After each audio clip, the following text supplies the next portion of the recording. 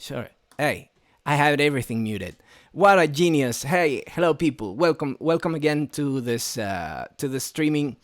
We have Fisky Fus and Chini Quill with us, and we're gonna try to explain to you how is this Spain thing politically and historically. So let's introduce ourselves. We have Fisky Fus. Say hi to them people in the chat. Hello. Can you tell us a little bit about what you do, your channel, your things? Yeah, of course. Well, my channel is quite small right now, but I'm basically a kind of curator of history and science and psychology and sociology that has kind of a left-wing bias. And yeah, basically, I'm not an expert in anything. I'm a very curious cat, and I like to disseminate all this wonderful information to people that might not know that left wing is kind of the natural thing to live by, right? I must say that Fiskifus has a fantastic channel. It's all in Spanish. Do you have English subtitles for them, foreign people that can't speak our language? Uh, I need to get on the subtitles. It's just that I'm a lazy communist, and I have one video with English subtitles about murders of capitalism, but I'll get to them. I'll probably at some point I might dub all of my videos in English, but for now it's Spanish only because fuck the empire. And Yes, yes, you know that to be true.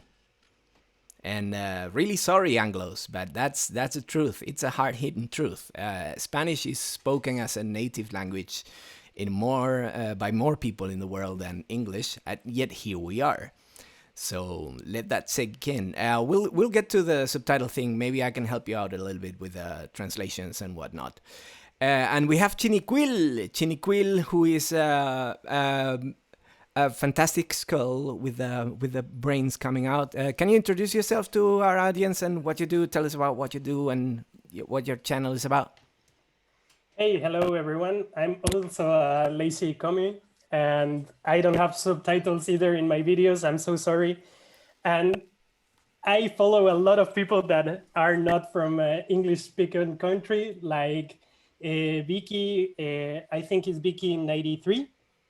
She is a very good YouTuber from Austria and she always publishes all her content in English. And I'm so embarrassed about this. And you, Javi, all the time you put subtitles. You're so great with that. But I have to agree with Fiskifus with this. It's super hard to do this, man. It is a full-time job to do a lot of stuff. And yeah, for everyone asking yourself, what the fuck is chiniquil? The chiniquil is the parasite that it's inside of the tequila. The little worm that you find in the bottom of some types of tequila and mezcal, that little worm is called chiniquil.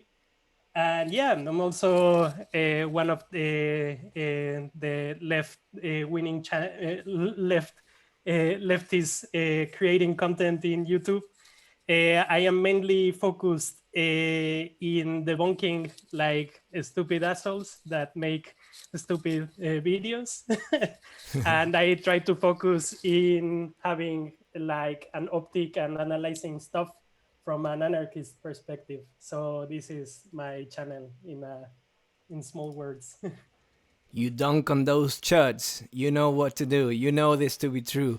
So for everybody in the chat watching this live, we're gonna take questions. You know, about what Spain is and what Spain isn't. And if you're curious about anything, we're reading the chat. I just want to let you know, so you can ask in real time. If you're watching this after the fact on YouTube, well, catch up next time, good people. It'll be fine. You know, don't worry about it.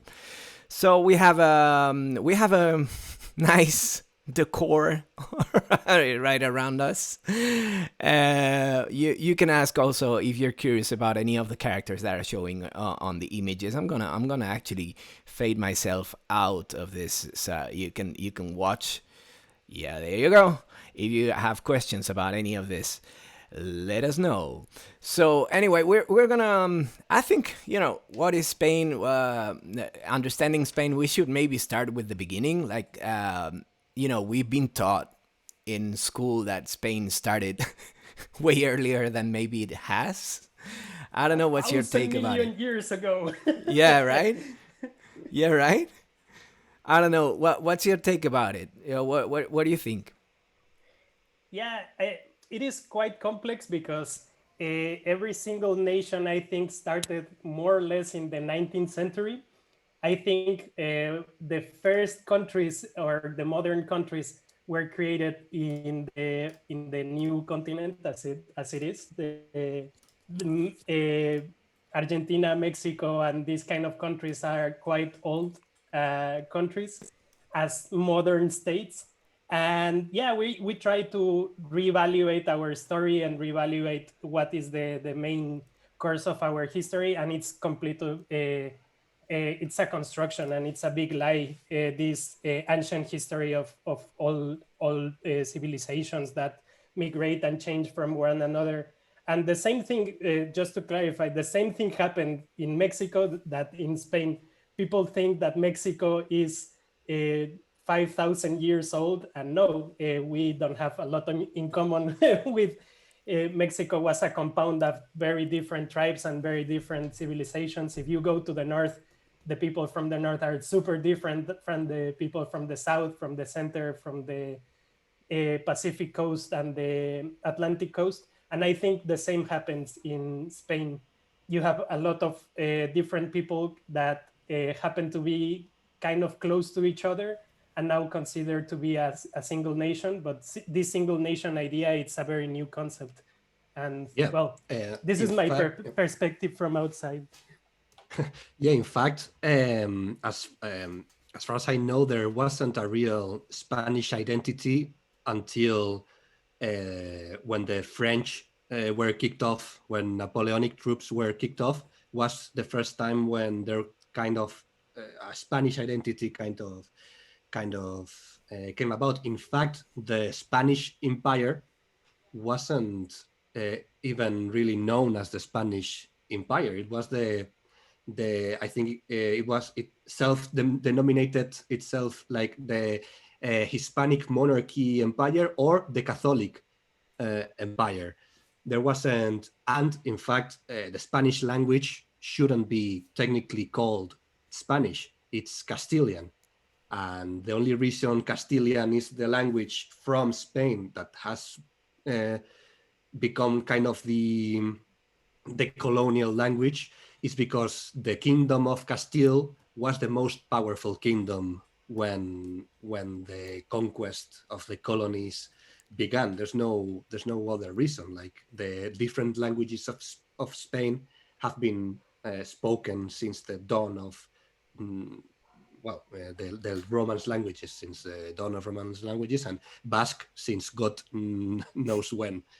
Yeah, Basque is a very mysterious language. I must say, you know, that it's very difficult to figure out, to pinpoint the origin of Spain, like the country.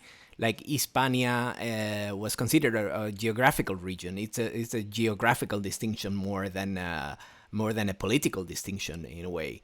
But it means the land of rabbits. There you go.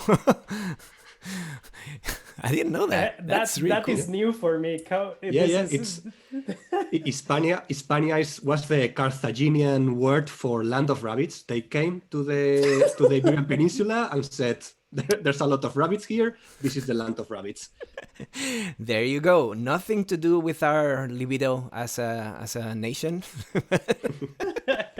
Yeah. I thought they saw a lot of people with big ears and they say, okay, this is the land of rabbits. We were all a bunch of furries back in the day. Yeah, but it's super interesting that right now, I think one of the places in Europe that still have this very strong feeling that it's a lot of nations combined with each other, it's Spain. I moved to Spain like 9 years ago. I am originally from Mexico, and from the outside, you have this perception that Spain it's only one Spain, and they all speak Spanish. And when you come here to live, it is quite a different experience of what you see outside. The accents are very different. They have different languages, and they recognize these different languages. I think in France, for example, they have different languages, but they only recognize French. I think the same happened in Germany and in other places like Italy, that they have other languages, but they call them like dialects. And the main difference between a dialect and a language is that the academy world doesn't recognize this language as a proper language, but they are proper languages, and they're very complex and different groups of people living together. And in Spain, this is very accentuated. Once you're living here, you get this idea that there's a lot of different mindsets and different cultures living together. Yeah, and in fact, I would go even further, because now, because of our right wing, like the right wing is racing all over, and we are kind of having this discussion of multiculturalism doesn't work. Of course, we all know that's bullshit. But if there's a country that I think that proves that multiculturalism doesn't only work but enriches the culture, is Spain, because Spain has been kind of a trading route for between Africa, Europe, Arabia, and Christians, Muslims, Celts, Jews, Gypsies, and South Americans. When it was colonized, all of them lived in kind of harmony until the fucking Catholic kings fucked all of that over. But even then, they didn't exterminate Jews and Muslims. They kind of gave them the option to convert or go away. And that's why most Spanish people, we have quite a strong Jewish and Muslim kind of blood mix in our ethnicity kind of population, because in fact, I recently learned that at least 4 of my surnames are Jewish. So our right wing in Spain is particularly funny because we are a extremely diverse country. Like, it's impossible to think of Spain without diversity. Like, you can find the whitest Spaniards and the brownest Spaniards in the same region. Right on. And even you can find the whitest Spaniards down south in Andalusia and the brownest ones up there in the Basque Country or Galicia, which is weird. But the thing is, yeah, I very much agree that with that fact that we're like the mixed breed of humanity, we Spaniards. Like, in a way, everything that's cooked in this peninsula has always been towards mixing people and mixing languages. The Catholic kings are up there in that upper left corners, Upper left Isabel corner. and Fernando. If you're watching this stream, up there in the corner, those bastards. Not the one, not this one, Esperanza Aguirre. That's another subject, motherfucker. Or Franco and the Bourbon. But these are the two. These were feudal motherfuckers, and actually most of the right wing origin story, let's say, call it like a comic book, right? The right wing narrative that pinpoints the origin of Spain in the Catholic kings, in Isabel and Fernando back in the 15th century, yeah. So it's funny because they were like the first bigots, the first ethnic cleansing motherfuckers who were trying to convert Jewish people and Arabic people, into as you said, Fiske was but convert or leave. Those are your options, motherfuckers. Yeah. And many In people fact, they finished the Reconquista, I think, if I'm not wrong. Yeah, which was like not a unified thing. It was like just every noble warlord for themselves. So it was like a very confused time. Also, kind of the Middle Ages, and what I think one of the defining traits of Spain as a country is being like one or two steps behind historically than the rest of Europe or the rest of the world eventually into like like mostly, let's say, enlightenment. We missed it. Like motherfuckers that tried to catch up like 100, 200 years later than what it was happening in the rest of Europe, for example. So most of these historical, events were like, we're lagging as a country, I would say. And I think we still suffer from that lag. But I would blame a lot of different factors. But all in all, Sorry, Javi. Yeah, go for I it. just want to point something that it's super interesting. I don't know if you have heard of this book that it's called Why Nations Fail. It's not the greatest book, but it have an interesting and very approachable workout of the story of the mankind. And they say that one of the biggest problems of the development of Spain was the discovery of the discovery. This kind of language is not the best, but when they conquered the Americas, this was something that prevent a lot of development. In the first part, they give a lot of money, the colonies, to Spain, but this didn't help Spain to develop a very sophisticated system, because what they did in the colonies was feudalism. At the end of the day, they killed all the noble people of the original people from the Americas, and they put the system that took all the money, but they didn't build any like very good infrastructure. They didn't build like a very good taxing system. They didn't build like institutions that other countries outside of Spain needed to do. For example, the English, when they tried to do the same thing that the Spaniards did, but in North America, but they didn't find a big tribe and a big empire. So they started to starve to death. So they needed to create institutions, and they needed to create a lot of systems that were more advanced in order to create more wealth and to create a lot of things that the Spanish crown didn't develop because of this, because they found a very profitable system that didn't require any developments of institutions. And this is the story of Spain, but I think it's the story of all Latin America at this moment. We are lagging a lot of things because of this system that it's a medieval system, that you have a lord that have a lot of lands, and they live off the land, and they don't produce more wealth by distributing and creating more institutions and this kind of stuff. So I think this is a very case in point that history sometimes it's not like evil guys doing evil stuff.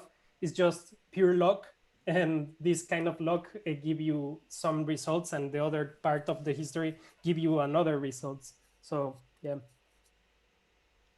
Yeah, I hear you there. Like, and actually, now that we started with Catholic Kings, who sent Christopher Columbus, the mercenary, Yes. the mercenary, the slave trader, the not the explorer, discoverer bullshit. To the head, the spearhead of an invasion army. For exploiting resources that ultimately I read on Open Veins of Latin America by Galeano that Oh yeah, ultimately good went to the book. banks in Northern Europe. They didn't even stay. Like they were doing the bidding of other, say, noblemen or proto-capitalists in the beginning.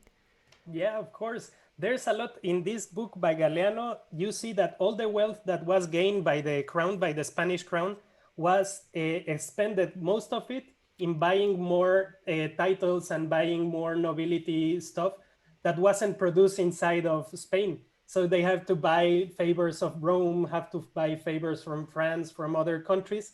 And this also, they spend an ridiculous amount of money in this kind of stuff, and they didn't develop a lot of things because of this. And yeah, it is mind-blowing that they spend that amount of wealth, because I don't know if you remember the passage on this book about the mountain of silver that was in Peru, Yeah. that was extracted, and it was a genocide. Thousands and millions of people died in the extraction of this mountain, and is this wealth disappeared. It isn't like reflected in the wealth of Spain. It is reflected in the wealth of other European nations that keep all this loot. And yeah, it's mind-blowing. It's a funny thing that that's still the still the same. Spain is kind of a of an extracting point. Like it's kind of the entrance to exploit Africa and South America. But I think Yeah. I think this touches upon a thing that I think has plagued the Spanish people quite a lot. I think in Spain, and maybe this is similar in other countries, but I think here it's especially damning that we have a very progressive kind of people, but an extremely powerful elites.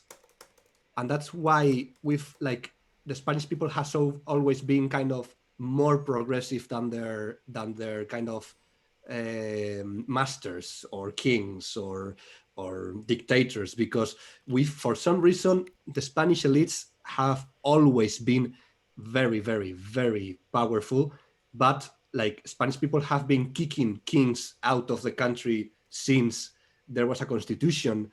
They resisted the coup d'états from the military when right wing dictators try to get control. And even now we see that we have a monarchy that no one really supports, but it's there because the elite, the economic elites and the religious elites that kind of supports it, kind of have all the power and doesn't really care about what the Spanish uh, people want at all. Yeah, man, and this is like mind blowing. I was listening to Javi sent me a talk by Carlos Taibo, who is an anarchist from Spain, and he was analyzing the anarchist communities that were in Aragon, and these communities, the way of life and the way they organize was anarchist before the anarchism was born. It was just a continuation of this kind of mindset and community building and community structure. And I think this is something that it's super mind blowing, that one of the, when you talk about anarchism, there are three countries that came out that says it was real anarchism. And one of these countries, it is Spain. And there was like a big community that really embraced anarchism and really pushed forward something that was very similar to their original way of life, and the way they keep this kind of flame and torch alive through history. It's mind-boggling, because they suffer a lot a lot of these dictatorships, wars, etc., and keep striving. There's a lot of very good like anarchism references in the country. Although it is a country filled with a lot of right wingers and a lot of ultra Catholic people. Yeah, that is something that would link to another let's say commonplace about Spain's identity, which is the divided Spain, the two Spains, which we can say even it's even three Spains, but we can say that the blue Spain and the red Spain, right? Which is not like in the United States that the red are the Republican reactionaries and the blue are the Democratic and the liberals, and they're all right wingers. We have like the anarchist, naturally anarchistic character of the Spanish working class, or let's say before that it was the peasantry. Actually, Yep. The Spanish peasantry, because it wasn't even defined like that, but eventually, running onto the 20th century and lagging a little bit behind, because you know how it goes, and became like the idea of the more anarchistic type of Spanish peasant, against the traditionalist and the hierarchical and heavily, let's say, religious type that is very enforced in on the hierarchies of the nobility titles and the very very traditional hierarchical structures, very reactionary Spain. But I would even say that there's another Spain, the Black Spain, that we call it, La España Negra, right? Which is like the deep Spain in which the Enlightenment didn't even happen, and people just go with their gut and do what they have very instinctually. So, and there be rabbits. Can I say? Yeah, and there's a lot of overlap between these three Spains, because also there's like a very big left-wing movement in the Catholic Church in Spain. So a lot of the activism, especially from ETA when it was Franco's time, it was gathered around churches, and there was a lot of people involved from the Catholic Church in this. And there's a lot of people that are right-wingers and very close to the Basque Country, where the what's the name of this fucking sect of the Catholic Church? The Opus Dei was born. Yeah. And it is like not even 100 kilometers away from where the priests were almost anarchists, and they preach like this kind of evangelical communism. And it's super interesting, and it's super complex. And I think Fiskifus, I don't know if this is something that is still going. The revision of this kind of wording and this kind of language about, because you talk about the Reconquista, I don't know if this is something that there's another word for this, or because I've heard that this is something that it's like a word we need to revision, because it is like taken by the by the right wing, like saying. Yeah, absolutely. For whoever, if you don't know, like the Reconquista, the Reconquest, is the term with which our history books tell how the Christians, the Catholics in the Catholic kingdoms, kind of reconquested, heavy air quotes, reconquered from the Muslim kingdoms that were in this. Well, they were all over the peninsula, and the thing is that they really kind of lived together in a relative harmony. Like there was a lot of intermingling and cultural exchange between Muslims and Catholics and Jews during those times. But for some reason, the Catholic kings decided that Catholicism needed to be the one. And it is a very troublesome term, the Reconquest, because it assumes that Hispania, the Iberian Peninsula, must be Catholic. Like it is the normal state of things is Catholicism, when that's not true. Like Catholicism or Christianity has been in the peninsula as long, well, not now, but when the Reconquista occurred, it had been in the peninsula as long as Islam, and as long as the and there were many pagan religions that were there for much longer. So there was no real there's no real what's the word? There's no real unification or yeah, no religion can really say this country is mine, nor can no country can say this religion is mine. Like those are concepts that we know are very abstract and stupid. But Yeah. as Javi said before, the Reconquista and the Catholic kings were kind of the creation myth of Spain, and that's what the right wing uses as their kind of superhero origin story. No, when Spain came together to kick the Muslims out and conquer the world. That's the kind of story they want to tell, and kind of all of the big dictators always wanted to go back to the Spanish Empire, like make Spain great again. I was about to say make Hispania Catholic again, right? Yeah. It's the fascist motto, like make X great again. Like they always want to go to the past. Yeah. And in here, I have to make a clarification. If you see the amount of years that Spain was mainly Muslim, it is 500 years, more or less, take or give. And the amount of years that Mexico was a Spanish colony was 300 years, more or less. So the influence that Muslim people have in Spain, you can say that it's greater than the amount of influence of the Spanish people in Latin America. It's different because time-wise, it's not the best parameter, but it is like a long time, and it is a long history of Muslim heritage in Spain, right? Yeah, and I hear you. The other thing is, it is kind of weird that we think like Catholicism and the Islam are in odds with each other and are completely different. And both are philosophies from the Middle East. These two traditions were born like in the same place, and it was translated to a bunch of parts of the world.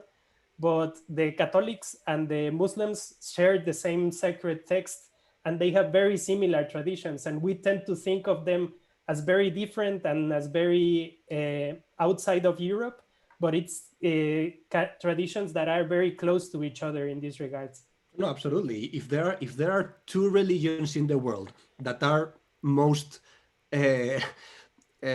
related to each other, that's Islam and Christianity, because yeah, as you say, they both come from the Old Testament, and they are so like people. I think anyone who has studied Christianity and Islam will see that they are kind of almost plagiarized one of other. It's just, I think that they had this feud with the Crusades that made them like historical enemies, but they are like kind of what would be a good it's like the competition between Spanish and Italian. What is the best language? They're so similar that you cannot tell. There's a lot of similarities. Ma che cosa dice? Nobody understands Italian. That's not even Italians understand Italian. Not even Italians. and I think this is super curious, something that you say, Javi, or I don't remember if it was you, Fiskifus, that the identity of a lot of what is Spain, it is antagonistic of what is France. And kicking out the army of Napoleon is what really created Spain as a country. And I think this is super vital for the mythos of this creation of this story of a country that needs to be in odds to France. And I think this is something that it's super current in the mindset of Spaniards, they all hate the French. This is something that unites all Spain. I mean, Except it Catalonians. unites Europe. Catalonians are kind of the enemy within. And Madrileñans are the Most of the but world- most of the France world is hate like the big French. enemy. Most of the world hate the French. Everybody hates the French. I mean, think even the French hate the French. Poor people. I love Yeah, the yeah, yeah, French. man. They're nice people. We love you, French people. But you know what it is. Yeah, but I think that the United States are really, really close to making themselves like the enemy number one. They're leaving behind France like in a very fast pace. They're making them look good for sure. Yeah, yeah, yeah. Yeah, the thing is, yeah, I agree that the Arabic influence of the Taifas kingdoms and whatnot, was incredibly influential to Spain in a way that it shaped most of our language. There's a lot of most of the Spanish words that start with al are probably Arabic in origin, and they But they had, not only that, Javi. I think you are not considering one huge thing of Spanish that no other Romance language or Latin language has, is the of Javi. Like French, Italian, like all those Portuguese, none of them have the phoneme. And I don't know. I'm absolutely certain that must be either Jewish or Arabic or both, because it's like, and we use it in like there's so like millions, even your name Javi has Yep. that. Yeah, tell me about it. It's a pain in the ass, man. Like, I mean, well, they but call you and Yabi. there- Yavi. and also there's a lot of the way of thinking and a lot of the way of organizing that I think it's heavily influenced of the Arabic world. I don't know if this is true, but my wife, her parents are from Andalusia, and they have a very close relationship with having everything super clean, and having if it is hot weather, they shower like 3 times. And she said this is super typical of Andalusians from this part. And this is something that I don't know if this is the same in all Europe. I guess no. But this is a very close relationship with water. This is something that I think it is very related with our Arabic ancestry. Definitely. Have you read El Manuscrito Carmesí? And to our English-speaking audience, we would recommend. It's a work of fiction called The Crimson Manuscript by Antonio Gala. And it describes a lot, the difference in culture between Christians and Arabs, which is, okay, it's slightly fictionalized, but I think that one hits the point very well, in which there was this adoration of water and cleanliness and smelling good, where in the most of these other Christian kingdoms, like taking a shower was considered almost sinful and shitty, right? So it even happened like in going back to France. Sorry for beating on so much. Sorry, French people, we love you, but you know who you are and how you are. Like the royalty in France, they had heavy use of perfumes because they didn't practice basically hygiene. They just covered up with powder and go for the best. So there was a lot going on in those crevices, if you know what I'm saying. Yeah, and I think the main rivalry between Catholics and Muslims is the topic of alcohol. I am 1,000% sure if Islam didn't prohibit alcohol, it will take the place of Christianity in a in a millisecond. Yeah, definitely. Yeah, definitely. They would have, it's like, let's take it easy on alcohol, and then everybody goes like, okay, I'm gonna be both Christian and Muslim at the same time. Yes. I can do that. And this can give you I don't know if this is a good segue about talking about alcohol and eating in Spain, that it's 90% of Spanish culture is this.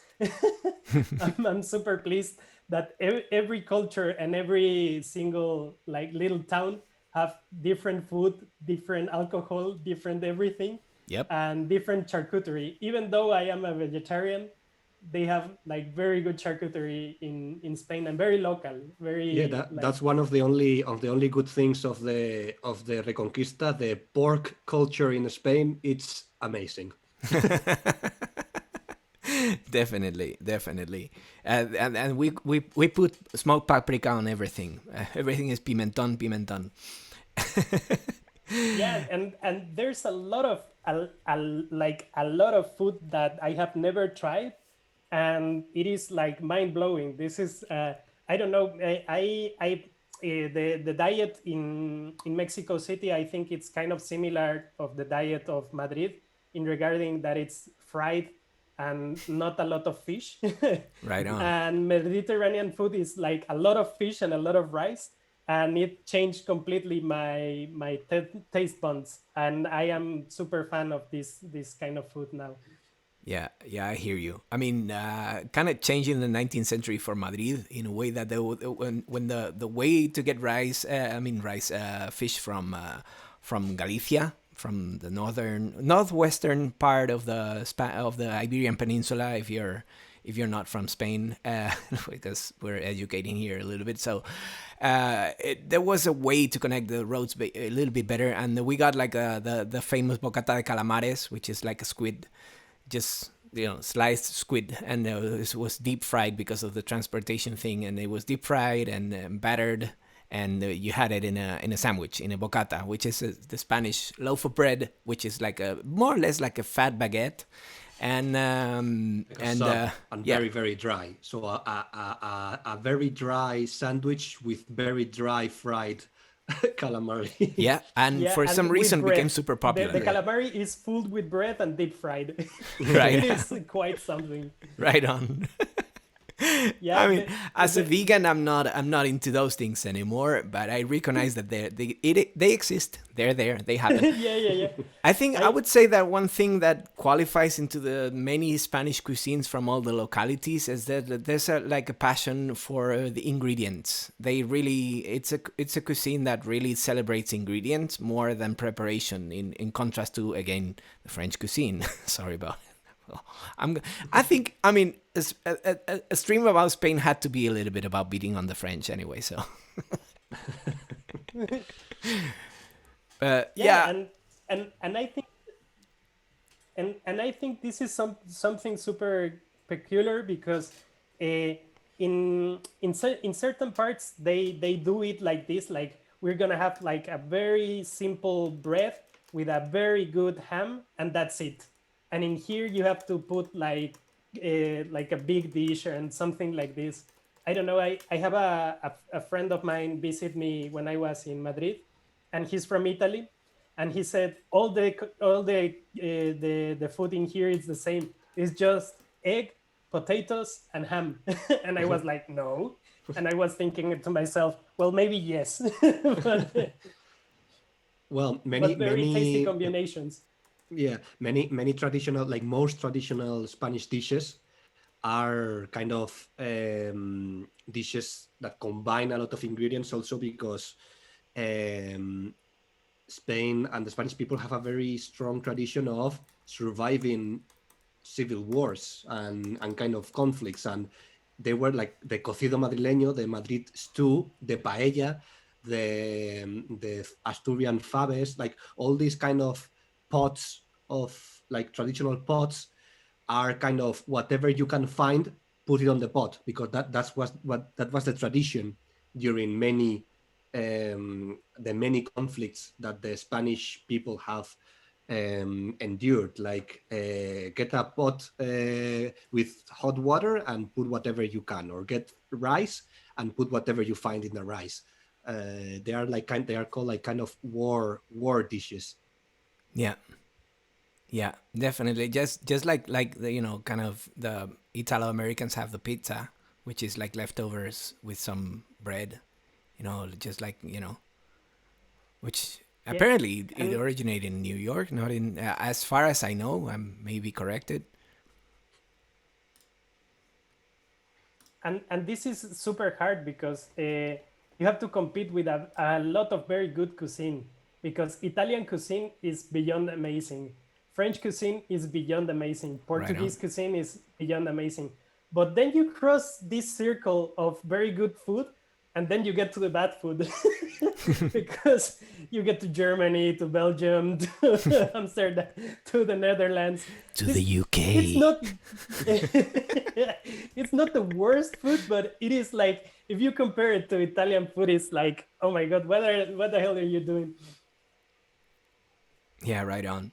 It's funny how we started. This conversation has gone to food very fast.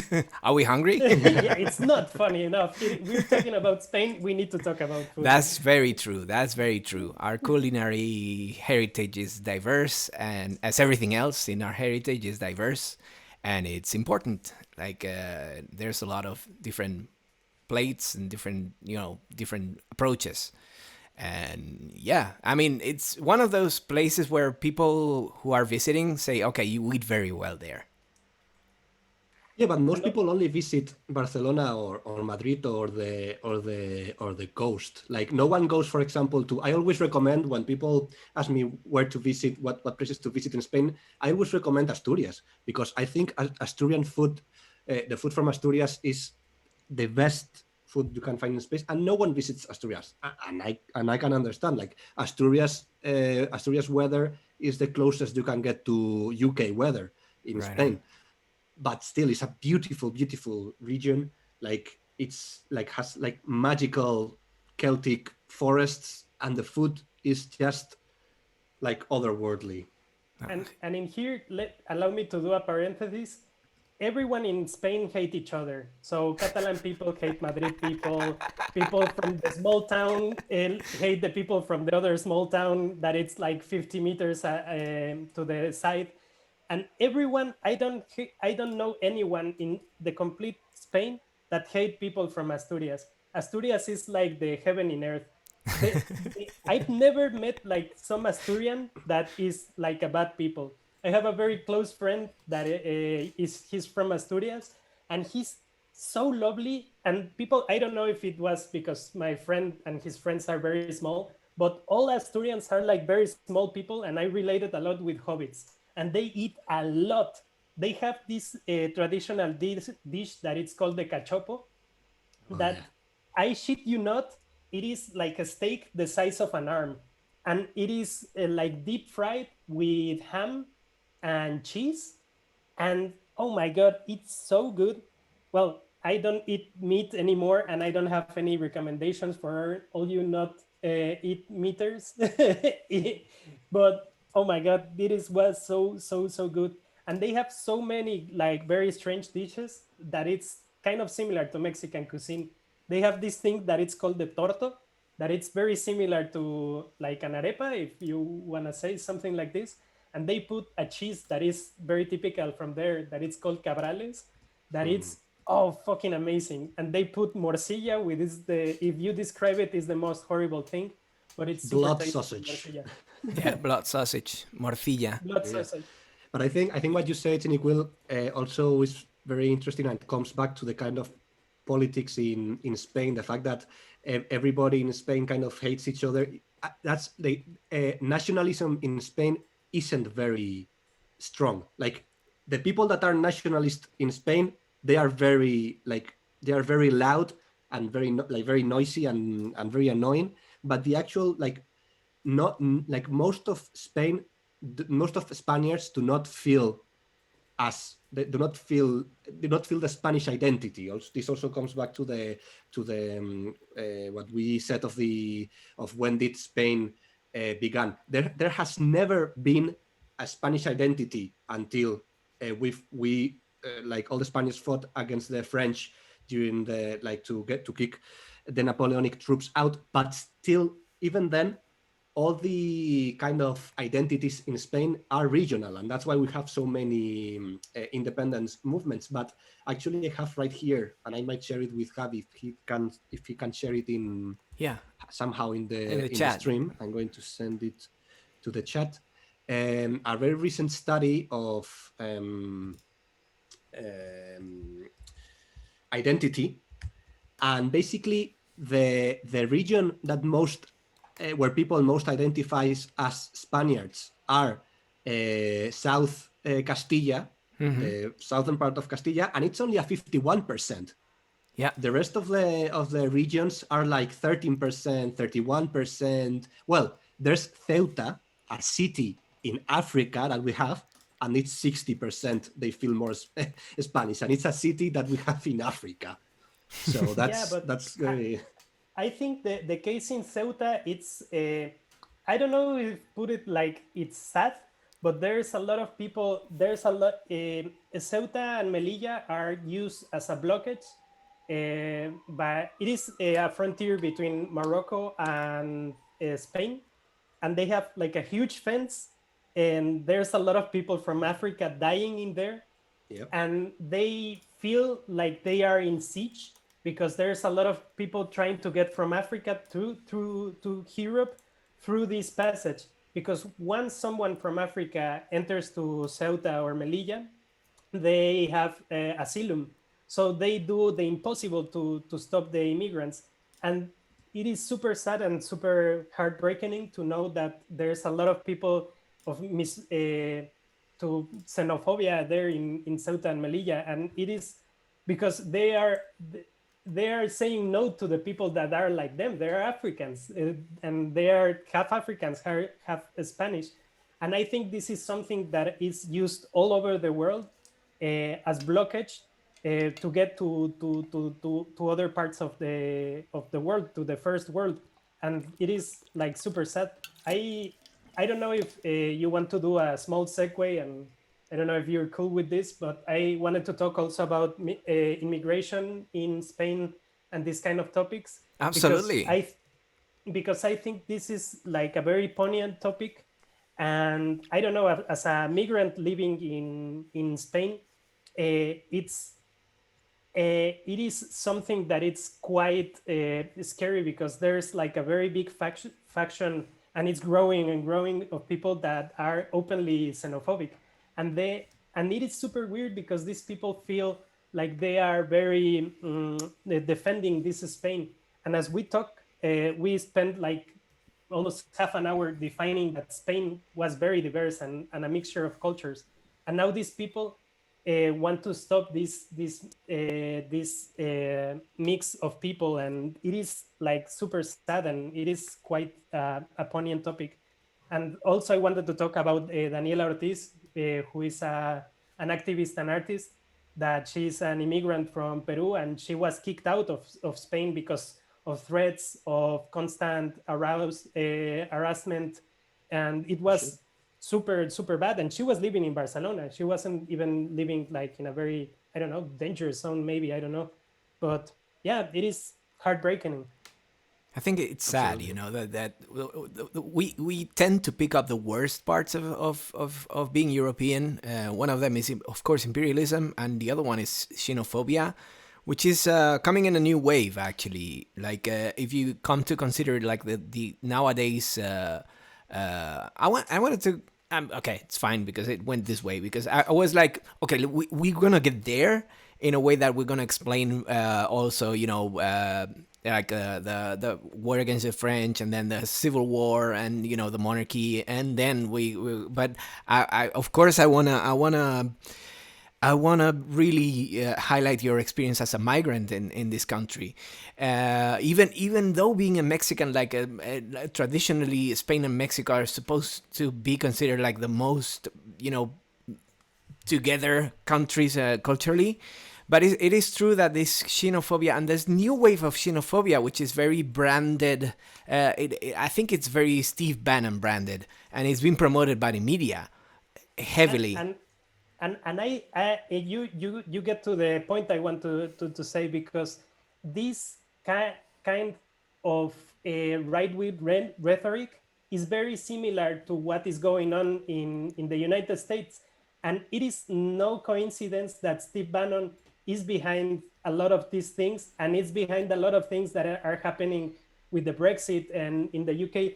Fistifus, I don't know if you have some experience with this, or I don't know, because and this is something that with the very tragic passing away of David Graeber, I think the two greatest forces in the Anglo-speaking world, the big force of good that was David Graeber, and the big force of evil that is Steve Bannon.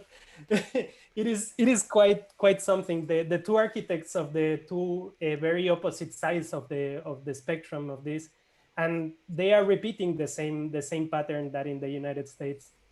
Yeah, and they are like it's very funny that they like this new alt right, like this new neo fascism are so worried with globalism, and they are kind of a global network of the exact same strategies and talking points and all of that.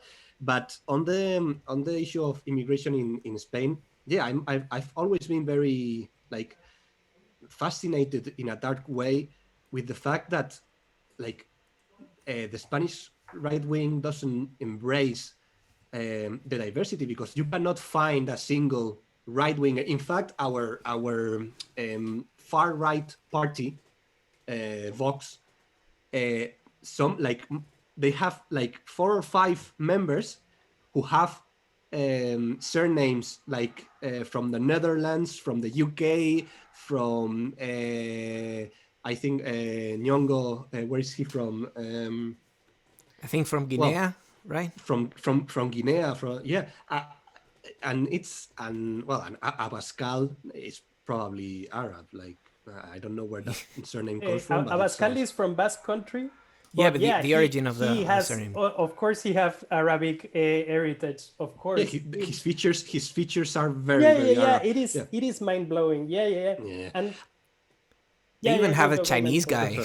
No, I was also going to say that another kind of point of shame for Spain is you were talking about Ceuta and Melilla. There we have the most dangerous immigration barrier in the world. In fact, Trump kind of was inspired and wanted to imitate the wall that we have, not the wall, but the I don't know what's the word in English. It's a spike wall. It is a wall of hate. It is horrible, man. It is. You see the images. It is barbed wire, but very high barbed wire. So the people razors, that manage to do this, they have to be packed like I don't know, 100, 200 people from Sub-Saharan Africa running into the spikes to get to the other side, because it's the only way to overwhelm this. But people, almost every time someone gets killed in these passages, and it is quite something. And I think it's super related, because what the policy of the United States now in Mexico is very similar of the policy of the European Union with Spain, Italy, and their borders. For example, in Morocco, they have Morocco, it's like a border itself. So there's a lot of movements of xenophobia emerging in Morocco because of this. And in Mexico, there's a lot of movements of xenophobia arising from this, because they want to use Mexico as a barrier to avoid migrants getting to the United States. And the crossing of the Mexican border is super dangerous because of Mexicans, and the crossing of Ceuta and Melilla is super dangerous because of Moroccans. And it is super heartbreaking, because they are using human beings as deterrents of immigration. First, they used the desert, it didn't work. Then they used the Mediterranean Sea, and they didn't work. And now they are using humans as patrols, as human patrols, to kill each other to avoid immigration. Yeah, they're trying to make people into cops. A very horrible pattern that is repeating here. Right on. The fences, the wiring, it's called concertina. It's like in Spanish concertina. I just looked it up. Mm-hmm.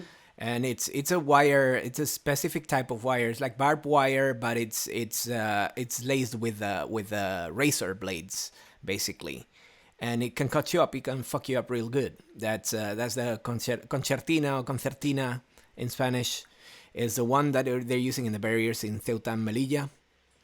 and it's inhuman. It's absolutely, it's like but it's a, I think that's a European Union type of policy, in a way that they're using, as you said, border countries like Spain and Italy, and they're using also, they have agreements with Morocco, and the Morocco has a kingdom, is a kingdom, and it's not a kingdom that disguises itself as a democracy, not like in Spain and the UK, for instance, or Norway, where they try to keep a semblance of democracy in there, like having a parliament and shit. There, the king is like absolute ruler, and they're using these barrier countries, as you said, like with Mexico, to keep migrants, the others, at bay, right?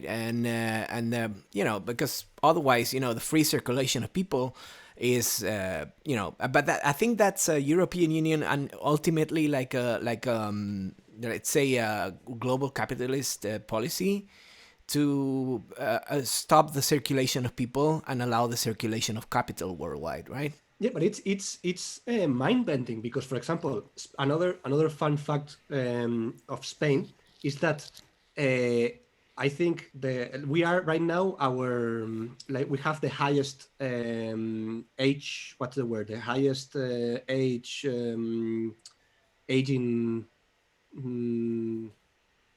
Our population is the one that lives longer in the world, or is the second one, and is going to surpass the first one very soon. And that means that we're going to have a very old population. We need immigration to run our country. Like, there's no, I cannot, like, not even for the right wing is a good strategy. Not even for capital is a good strategy to leave migrants out, because Spain is going to become a country of old people with no workers. Even like if I was a capitalist, or even a right winger, I would welcome them and use them as slave labor, as they already do, because the immigrants that do come to Spain end up working in farms as slaves. And now that we have a new government, the labor minister is trying to kind of have more control over that slave labor, and there's some good results. But still, the immigrants that work in farms in South Spain, they are slaves. Like, yeah, definitely, and it comes a little bit from the European Union. Like, if you trace it back, it's when Spain joined the European Union back in 1986, I think it was. Part of the agreement was deindustrializing the country. The country was to be deindustrialized and have basically two primary industries, which were agriculture and tourism. So this lack of industrialization, a lot of people were laid off, and that was an economical disaster. Which, after COVID-19, we could say, that most of the attack was directed to. I don't know if by design, but maybe it was like a lucky accident for them capitalist bastards, that most of our elderly are dying in the nursing homes because of the lack of care and lack of protection that they had back when the first wave of the contagion happened, right?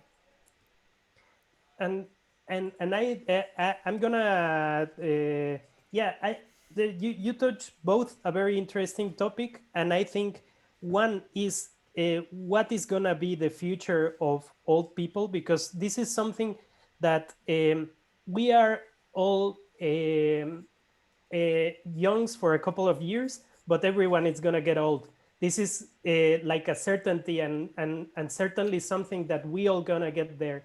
And this is something that it cannot escape the planning of the government, because it's, for example, having a child, you can whether have a child or don't have a child, but being old, this is almost certain that almost all of us, we're gonna get old, and we're gonna need help with this. And this is something that I think will definitely shape the future of the European Union. These two things, the immigration topic and the topic of people that are getting old. And I think one of the cases of study that it's happening right now is Japan, because Japan have a very, very, very strong arm with immigrants, and a very aging population, and they are going down. Japan, it's a very advanced place, and they've been producing a lot of very crazy and amazing stuff, but they are now in the midst of a very big economic crisis because of this. And I think this is something that will happen in the European Union. And as Fiskifu said, I think these two problems have the solution with each other, because I think something, and it is true, because I think, well, maybe when you heard a lot of these people talking, you get like maybe a reference that it's maybe not there, but there's a lot of the discourse of Steve Bannon that it's very related to this, but it's to empower the people that have the more money with these two arguments. He's directing all the discourse and all the talking points to older people to be afraid of immigrants and to be afraid of these people. And I think the end point is to have illegal immigrants, and this is the way they think immigration it's gonna help the elites. If you have legal migrants, the elites cannot benefit as good as they benefit right now. And I think this is part of a plan. Maybe I am reading too much into it, and maybe it's not true, but it rings a bell. And if you heard the speeches of Bolsonaro, of Bannon, of Trump, and Abascal, they're very similar in these regards.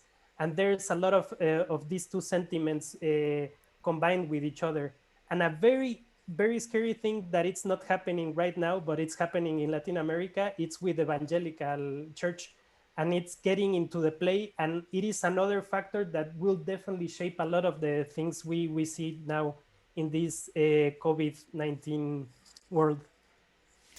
I mean, color me naive, but I think the evangelical church is not going to have that big of a pull, because we have two very powerful sects, religious cults controlling Spain right now, which are Opus Dei and Legionarios de Cristo, which are really power grabbing, if you know what I'm saying. But believe me, the Misioneros, the Legionarios de Cristo and the Opus Dei was super strong in Mexico like 20 years ago. And the power went down in things of 20 years. It almost, it didn't disappear because it's super powerful in there still, but evangelical churches are getting there. They're getting to the pain points. And I think both the Legionarios of Cristo and the Opus Dei direct all their discourse and direct all the preaching to people with money. And the evangelical church direct all their discourse to people without money. And there are a lot more people without money. Definitely. And they are the ones that are voting. And I don't know what will be the case. And maybe this is something that won't happen in Europe. But in Mexico, we have a left-wing government that is allied with the evangelical, and it's absolutely insane. In Brazil, they have Bolsonaro. And even they say that Maduro is also involved with evangelical churches right now. And there's a lot of the preaching of the new left, pseudo left in Latin America, that it's very related with evangelical. So I don't know. It is something that it really concerns me and worries me, because they're very dangerous. The evangelical church is something that needs to be taken down immediately. Like if you but I think if we want to be a bit optimistic, and maybe we are being too optimistic, at least in Spain, religion is falling out of grace. Like 80% of Spaniards identify as Catholics, but only 10% actually practice any religion. I'm optimistic in the sense that religion is such a they cannot buy many more. Like, they are dying, and they are like a frightened cat giving the last attacks as the right wing. I also think so, that Trump and Bolsonaro and Bannon are kind of the last effort of the right before a very progressive change in the world. I think they are like kind of the last stance. and it might work, but because sometimes the last stance of the right wing works, as it happened in the Spanish Civil War. Spain was becoming very, very, very progressive. The right wing was very afraid. They made a last effort to kind of destroy everything and get back in control, and it went well. This one can also go well, but the fact that we are finding such strong propaganda machines in the right wing and in the religious institutions, I think is a good sign, in the sense that they are very afraid because they are losing numbers. They still have the power, because as I said before, this is maybe the same in the rest of the world. In Spain, the right wing is a minority, but they are very, very, very powerful. They have all the money, they have all the media, and they have YouTube, man. It is mind blowing. I think we are in the same vein. When I heard like old breadtubers talk about the landscape of YouTube, like maybe 5 years ago, and I think this is the case for the Spanish speaking YouTube. It is very, very, very, very, very right winged, man. And I don't know, maybe I am not as optimistic as you are. And there's a lot of things. For example, the medieval time started before one of the endings of a very big empire, and people like died in the thousands. And Iran, in a very recent history, Iran was a very progressive country in the Middle East, and now look at them. And there's a lot of countries that really turned to worst in just a couple of years. I am not quite as, maybe because I spend a lot of time in YouTube and I need to get out more. Yeah, it's true that there's a growing secularism in the Spanish population, but it's also true that the evangelical church seem to be, for what I observed so far, growing in popularity in both the Latin American migrant population and the Romani people living in Spain. Most of the Spanish Romani people, like not migrant Romani, but Spanish Romani people, they tend to be evangelical. So there's a danger there, definitely. However, it's also very true, and that's a segue, I guess. And now that you mentioned like the fall of our Second Republic, the Spanish Second Republic back in 1930, it started in 1936, culminated in 1939, or what is known as the Spanish Civil War. That I don't like to call it civil war because it was basically a coup d'état and then a genocide. But fascist invasion. Yeah, basically. But it could be a good segue to for us to get into that topic, which is, I think, a very important thing to understand Spain nowadays, right? Because in a way, all our power structures, or our political power, is inheriting the structures of Francoism, of the dictatorship. And there are big moves. There's a lot of people trying to push for a third republic and monarchy in relation to the Spanish people, and how everything it's lost a little bit its footing, its legitimacy. So maybe we could tap on that. I don't know. Fuck yeah! Let's do it. So, people, if you come out of this stream with one thing, let this be it. As Javi says, yeah, it is. I consider it's wrong to call it a civil war. It wasn't a civil war.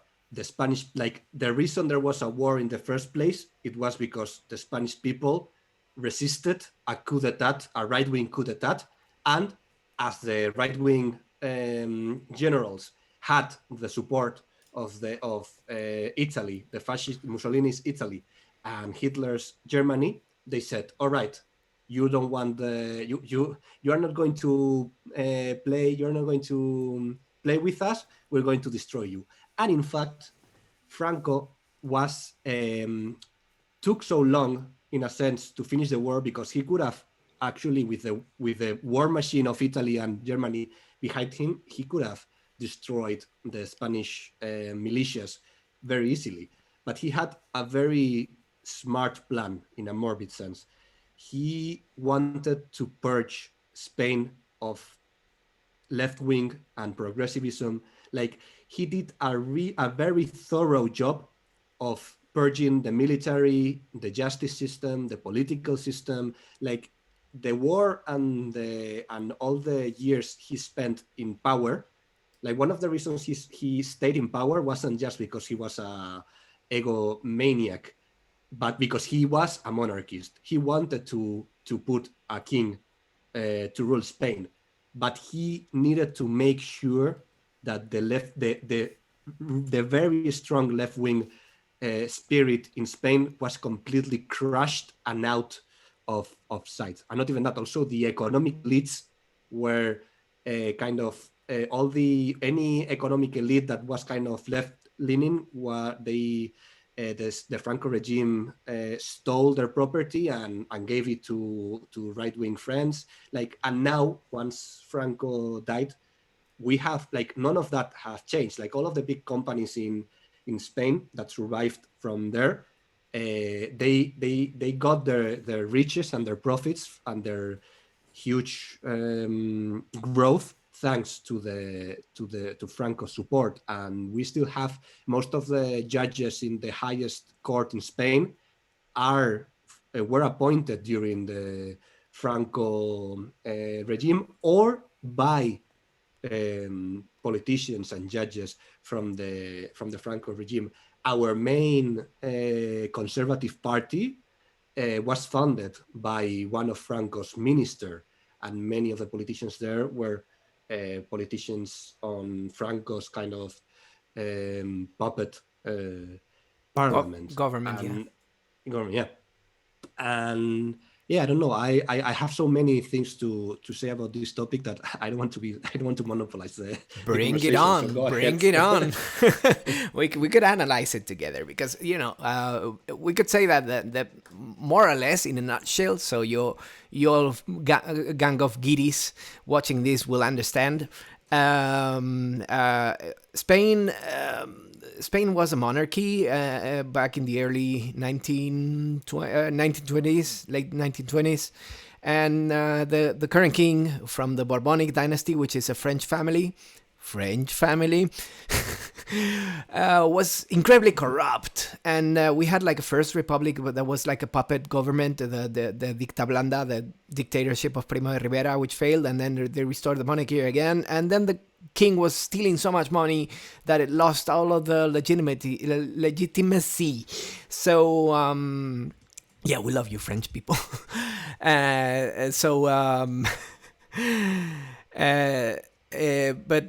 it's the king was kicked off, and we started like the second Spanish Republic. And the Second Spanish Republic was one of the at the time, 1931, was one of the best designed democracies or democratic regimes for the time. Again, it was 1931, and it had like one of the most advanced constitutions in terms of human rights and whatnot. Which, if you see it like with today's lens, is a little bit lacking. But for that time, it was good enough. And it had like left-wing governments and right-wing governments, but more or less it was back and forth, and it was like what the modern quote-unquote democracies that we have now, but back in 1931. And a lot of things, a lot of good things happened in the Second Republic, like the education went all the way up. Spain was a backwards agricultural country, where hunger and it was very, very backwards. And a lot of advances were made during the Second Republic. We had one of our first anarchist women ministers, Federica Montseny, who is there on the upper left corner of the image, her raising her fist like that, who was based as fuck, an anarchist minister. She didn't actually want to go into the government, but yeah, she was very. She was an anarchist. Yeah. Yeah. But the circumstances kind of pushed her. Exactly. And she's so clear when she talks, man. Oh She's my God. amazing. Yeah. She doesn't speak that much. I've heard a couple of interviews. She's this kind of people that it is like the complete opposite of me. That can speak 2 minutes and explain you everything you need to know. Sorry for interrupting. If It's so you want true. to It's so learn true. something about She's awesome. anarchy, please hear this woman. Is amazing. Yeah, she made abortion legal in 1936. Right and on. and provided security and rights to prostitutes. Like she was one of the most progressive politicians in Spanish history. Period. Yeah, she was on the last government of the Spanish Second Republic, which was a coalition of left-wing leaning parties, and that's where the owners of stuff freaked out and didn't want that to happen. So all of the novelty and all of the richest people in the country were really scared that they were gonna lose their privilege, basically. So they started to coalesce with the most reactionary parts of the army, and then the quote unquote civil war or the coup d'état happened after several failed attempts actually. But let's not get like super into details. So explain it But off for the I think guineas. there's an important thing that is that the elites, again, the Spanish elites knew that the Spanish people were very progressive and liked democracy a lot, and that their properties were in danger, and that like communism, like Marxism, Leninism was never very popular in Spain. Even the Socialist Party went to the USSR to see how things were run, and they like even the Socialist Party decided not to be part of the Second Internationale because they didn't want decisions that affected Spain to be taken in Moscow. But anarchism was really popular in Spain. We still have the biggest anarchist Syndicate. unions in Yeah. the world that were created during that period. Like Bakunin and Kropotkin were read by the peasantry. Like their ideas really, and when the more social democrat government went to power, many elites knew that it was going to be a slippery slope, and they started to conspire against the progressive government since the first day. So yes, Javi said there were a lot of attempts because they knew that the only way to get their kind of privileges back was by violent revolution. Like even many right-wing politicians were consistently asking the army to do something about this liberal what would be the discourse now? It's the same discourse as now, like, oh, Right. the liberals are going to make this a communist hellscape. You have to, like, we have to do something about it, and they did. Right. Yeah, imagine like the commune that they created in the Black Lives Matters riots, but like 10 times bigger. They prohibited the police. They kick out the army, and they say we take charge from now on. These were like very powerful syndicates in those, and I think the people from really the elites fear that this sentiment will grow to all Spain, because this is something super interesting, and a lot of people connected, because people from the north are traditionally not very connected with people in the south. And this is one of the things that really connected and really bonded people, for example, from Andalusia, from people from Asturias or the Basque Country to people in Catalonia with these kind of movements. And I think this this is something why I am a little bit skeptical that the revolution will come from the left and not from the right again. And I'm because the same thing happened in Spain. These were like very interesting times and very progressive times in a lot of ways.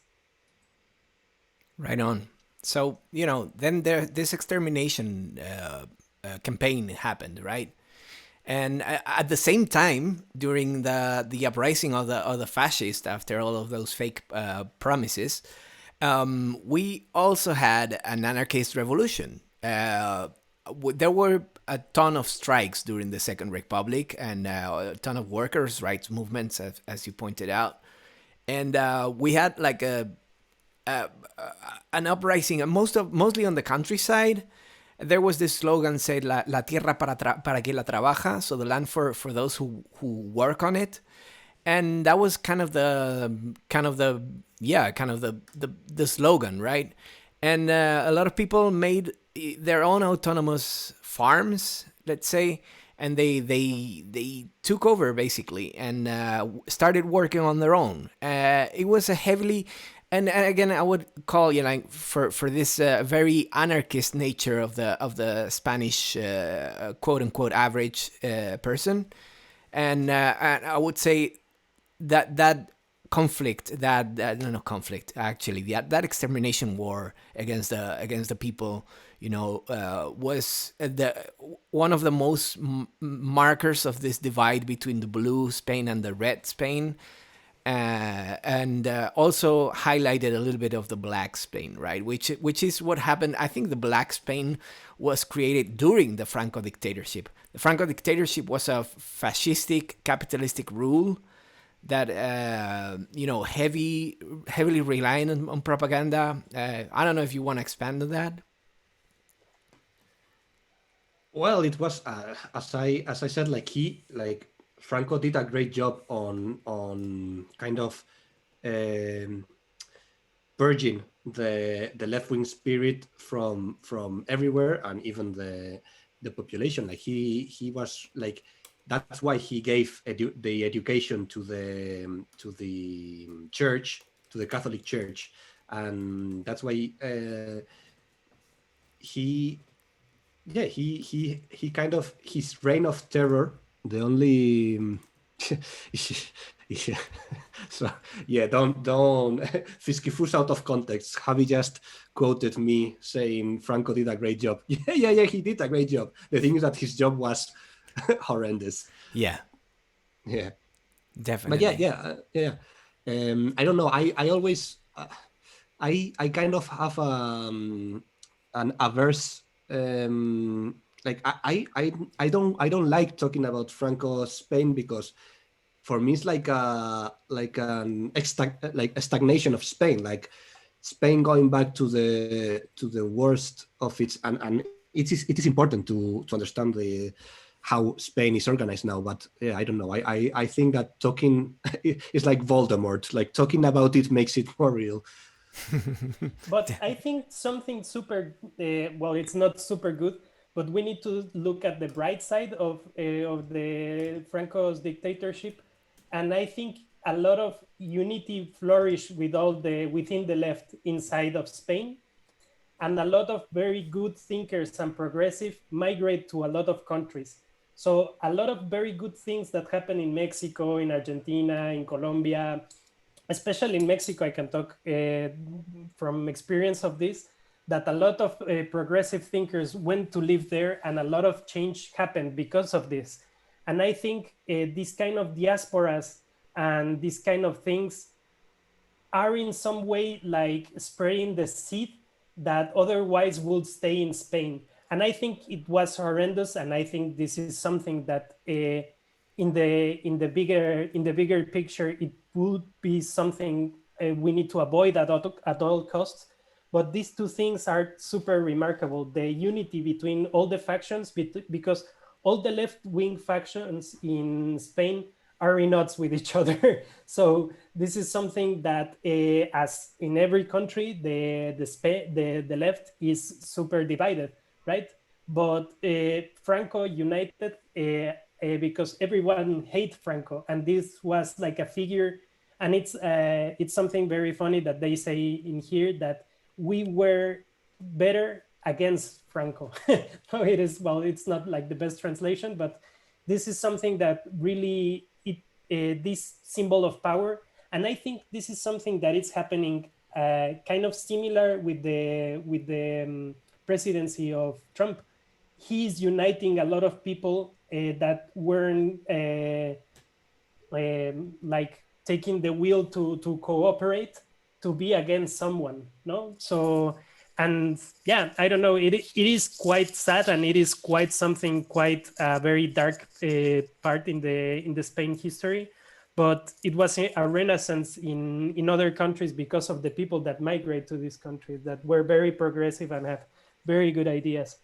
Yeah, it was bad for Spain, but good for the rest of the world, right? Yeah. Kind of payback for the colonial conquest. Yeah, you can say that, because a lot of the people that really forged like the new left in a lot of Latin America countries were people that were in exile because of Franco's dictatorship. And a lot of art, of course, was made because of this, because one of the key points that Franco tried to eradicate was art. And this is something that the artists that didn't flew Spain were killed. And this is something that I especially hate Dali because of this. Dali was, I think, one of the handful of people that stay in Spain and continue to make art. And yeah, but Yeah, because he was apolitical, heavy air quotes. yeah, he's the centrist. He's like, I'm so centrist with my little mustache. He was a fucking aristocrat, the motherfucker. But Yeah, I mean, course. if you compare 1930s Dali with 1960s, 1970s Dali, is like, what the fuck? But in a way, he was always like on the sidelines. Like, I don't give a fuck about these people. I'm in for my hustle. He was a little bit like Destiny or something like that. Piece of shit, you know? Yeah, but in a sense, it makes sense, because aristocrats and people that have that are in power, they do take advantage of these kind of things, and the cycle of inequality works like this. People in power are not per se bad people. They are benefiting because of the system, but they don't want to harm. And I don't think the main purpose behind their action is to harm. They get benefit because of this. And the league did get a benefit because of this. And the centrists are getting a benefit because of this. And of course, the right is getting a lot of benefits because of this. Yeah, of course. I mean, yeah, and but Picasso went to Paris, and Buñuel went to Mexico, made amazing movies. I was thinking specifically of Buñuel. Yeah. Right on. I mean, good stuff. Yeah. And for example, the university, one of the biggest university in Mexico is the public university. And I think the pillars that really create the left movements inside of the university were people from exile.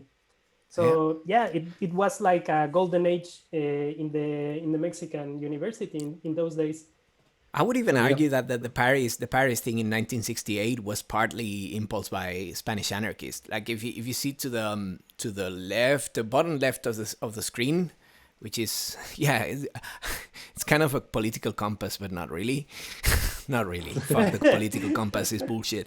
But here to the left, you got Cipriano Mera, who moved to Paris after having a big ordeal. You know, fleeing to Morocco, being arrested and condemned to death, and then pardoned by the Franco because of some diplomatic bullshit, and then managed to sneak to Paris and never come back to Spain. And he was trying to reorganize the CNT back in Paris. He was trying to, reorganize. And on top of Cipriano Mera on that side, there on the corner, we have Lucio Iturbia. Lucio Iturbia, who was an illegalist and a fantastic human being. Yeah, all in all, who robbed Citibank blind in travelers' checks and financed a lot of anarchist movements around the world. Yeah, he deserves a movie. Oh yeah. Yeah. This, for example, this is like a very paradigm case because of this. There's a lot of anarchist movements all around the world that were sponsored by Lucio Urtubia, and all the things he robbed from Citibank. And he almost bankrupt Citibank in Spain, and I think he did bankrupt Citibank. They need to negotiate with him because of this. Yeah, I'm gonna try and retrieve some documentation about Lucio Turbia and Cipriano Mera, something that is available on YouTube, and I'll give it to you people, and also I'll put in the description in the YouTube video when this goes up on YouTube. But yeah, I mean, after the transition there was life. Also, like during the Franco dictatorship in exile, there was life, and the movement was alive. But when Franco died, there's this huge documentary. If you have access to Filmin, it's also there. It's called El Entusiasmo, the enthusiasm, which talks about CNT being put together back again, in the 1970s, and all the things that happened, all the events that happened in Vitoria, all that big demonstration that was like a massacre. On behalf of even when the dictator died, and that's one of the sad things, and one of the very defining moments in contemporary Spanish history is that Franco, the dictator, died of old age. He wasn't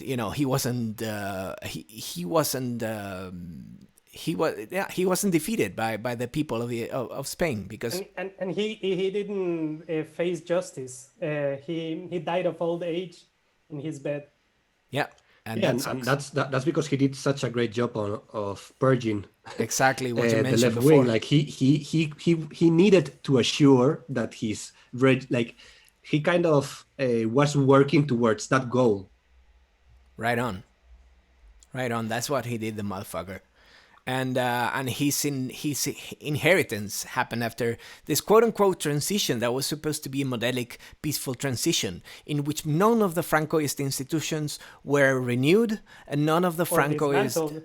Yeah, none of them. Nothing happened. There was no cleanup, and we still have as you mentioned before, Fiskifus, the same judges in the Supreme Court that were appointed in the Francoist era. So that sucks. I mean, I like to call this quote unquote democracy post-Frankism, because it's more or less like that. All of the institutions are untouched. All of the economical power, all of that was stolen. Even when recently there was this news of the Pazo de Meirás, one of the properties they have in Galicia, was finally expropriated, because it belonged to the public, not to the Franco family. But they still have a shit ton of property. And in connivance with the Catholic Church, we have a shit ton of real estate in Spain, for which they pay no taxes.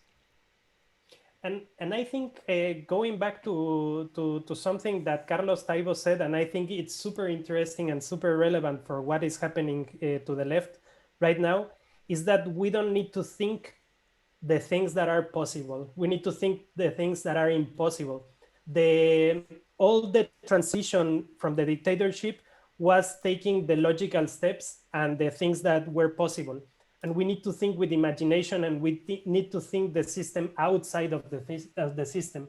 And I think the transition was a reflection of doing like the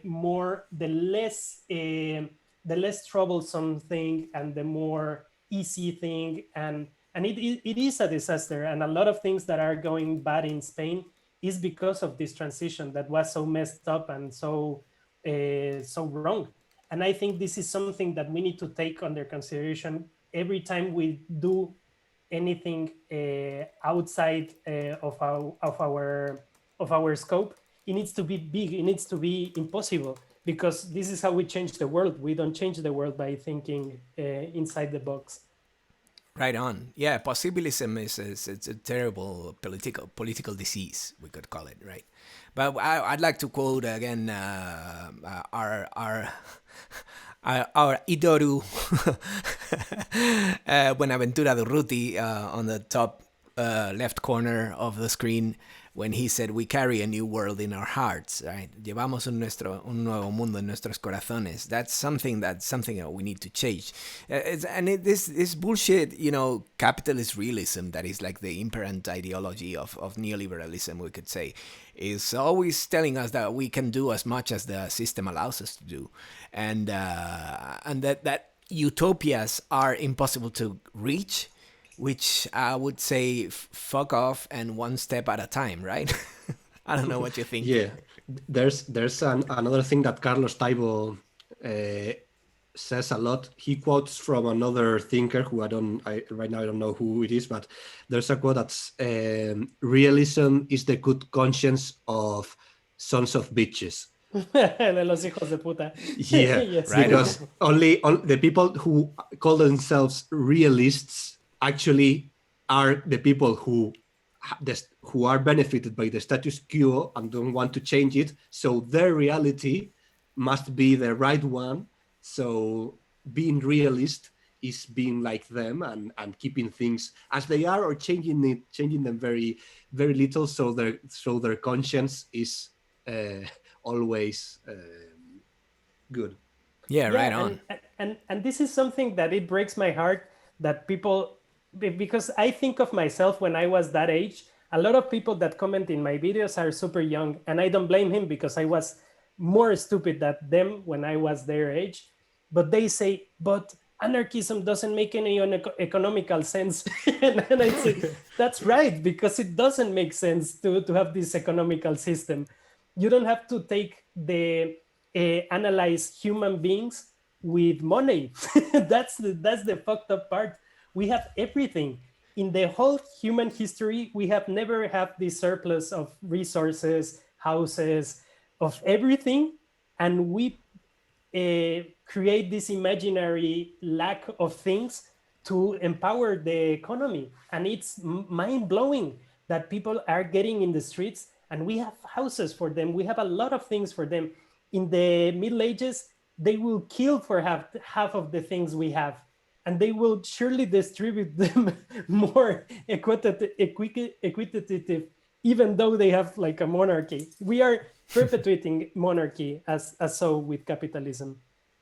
Right on, and it's this kind of thinking, that the possibilism about which is, and eventually, as you both pointed out very well, it's like very conservative, and it's like, but also it's like dishonest, like trying to throw other people's political models out of hand, as if societies worked, as if you apply one thing to another simple thing and it makes a simple reaction and it works, when societies are very complex and full of balances and counterbalances and interdependencies, in which we can apply anarchistic ideas, concepts, let's say, to one problem at a time, or approach like a more Marxist-Leninist approach to this other issue. And societies have such big complexities that you cannot blanket go all the way, like we're gonna put this one bit of ideology, this simplified,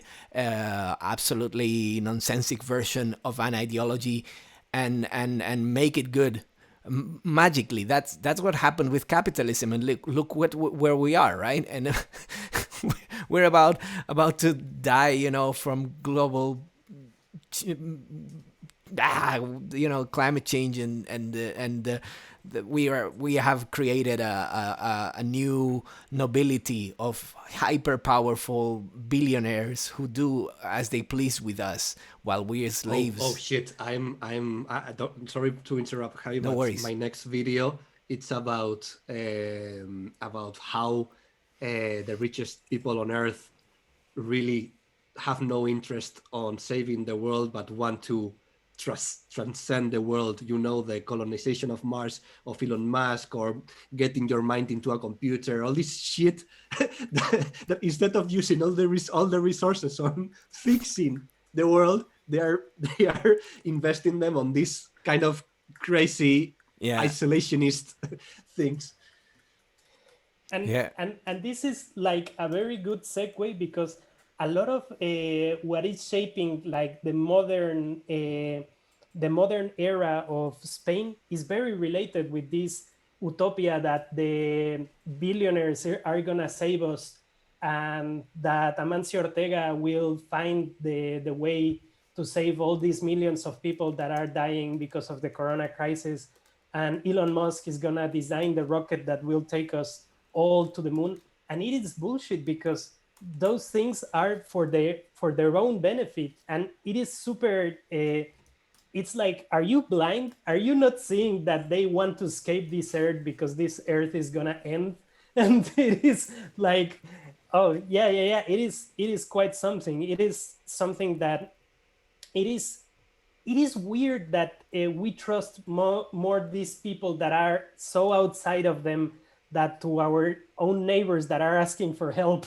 No, it Yeah, is but it quite is. I something. think well, I think it's an actual kind of defense mechanism of the brain that it's not that people are trusting more on Elon Musk and these people. It's just that Elon Musk and these people are get more exposure. That's why I think it's extremely important that we expose all of these not new idea, all of these revolutionary ideas, because people actually trust on what they are exposed to.